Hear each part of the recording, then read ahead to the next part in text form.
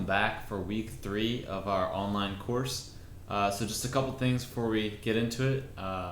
This Thursday, okay, so in 4 days from now, we'll have our first test, and it's going to cover everything we've done online up until that point. So we'll have finished through, I want to say through Myth 4, right? So we'll do Myth 3 Part 1 today, Myth 3 Part 2 on Tuesday, and then I guess, we'll take a short break actually. So we won't even do Myth 4 yet, because it's actually cohabitation, and that'll be a big one.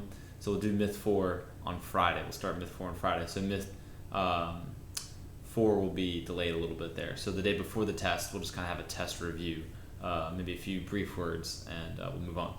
So for today, we have the third myth, and the idea is that we've looked at happiness, right? The basis of marriage. You want your marriage to be centered around happiness. That was introductory, right? Then number 1, the myth being that love is simple. That we just understand it without any kind of prior reflection or any thought, because everyone knows what love is. Everyone's been in love. But we said that when you actually take a look at it, you realize that there's many different types of love out there, right? And so that love isn't as simple as it may appear. Doesn't mean that it's the most difficult thing in the world to understand, but that it's not always the same kind of love that we might think is going to make the best marriage, right? If we want a happy marriage, introduction, we want a marriage based on real love, myth 1, right, that real love, then it's going to require of us self-gift, self-sacrifice. That's myth 2. That it's not a 50-50 contract, but a covenant of your entire self and total gift, that agapic love, willing the good for the other person, okay? So where does that leave us? Well, now we go to myth 3. Oh, well, that's all we need then, right? That all we need is this love, and then our marriage will work out. And we kind of ended last week with the irreconcilable differences, realizing that it's probably not the case, right? That it's not going to be that simple that if you just have love, everything's going to work out. It's a myth that I think has gained a lot of popularity in the last decade, 2 decades. And the main reason for that, and we'll see this, is that, 1, the definition of love has changed very greatly in the last probably century or so. But also the idea of what marriage actually is has changed a lot. And that's what we're going to kind of look at in part 1 of myth 3, is why is it that marriage is viewed no longer as a gift of self between husband and wife, this lifelong bond, this complementary union, and why is it viewed now as just a romantic relationship between 2 consenting adults, right? And we're going to kind of break that down a little bit. So today it's a 2-parter. The first part is to go ahead and watch this video from Ryan Anderson. Your boy Ryan Anderson, not the former Pelicans, former Hornets player, who I don't even know if he's still in the league or not. This is a guy named Ryan T. Anderson, and he works for a think tank in Washington, D.C. Called Public Discourse. It's a part of the Witherspoon Institute. He's the editor there. It's an online journal. And his main focus is on marriage and public policy. So understanding what is marriage and why is it good for the common good, right? And as far as the governmental level, policy level, why do we want marriages to be between a man and a woman, mother and father, right?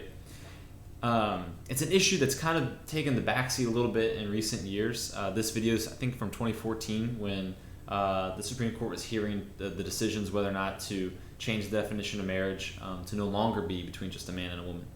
And Ryan Anderson was on the forefront of saying, no, it needs to be between a man and a woman.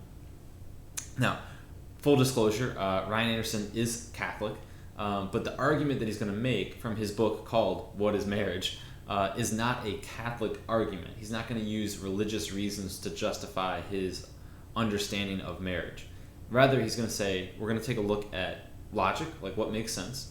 We're going to take a look at science, biological complementary between man and woman, the nature between man and woman, right? We're going to take a look at history, tradition, public policies that have existed in governments forever, and then let's see why is it that the government is interested in marriage. That's his argument, okay? We're not necessarily interested in politics. This isn't a politics class. We're not going to try to have a big debate about it. The reason I want to show you this video more than anything is you'll see in Ryan Anderson a way to talk and discuss hot button issues like same-sex marriage and things like that in a level, respectful, and considerate way, versus you're going to see the host of the show, Pierre Morgan, and his guest Susie Orman are going to talk about it from that emotive way. And the reason we're going to use this as an introduction is that I think a lot of times when we talk about marriage, whether it's the topic of like our own discernment of marriage that can have a lot of romantic and passionate feelings involved, or when we talk about like the political landscape of same-sex marriage or what have you, there's a lot of emotions involved. And what I want you to see is that it's not that you need to be a robot and have no emotions, but you need to be able to make arguments from logic and reason and not just emotive statements.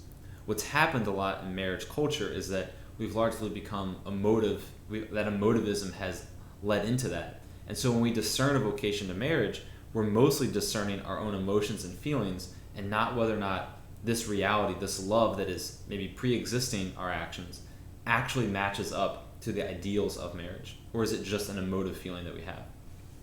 So go ahead and watch this video. I'll post a link to it below. I'd say just watch for the first 7 minutes, just after Susie Orman gives her side of the issue, and then before you get to the questions and answers from the audience. The questions and answers from the audience are interesting, but it kind of gets derailed after that.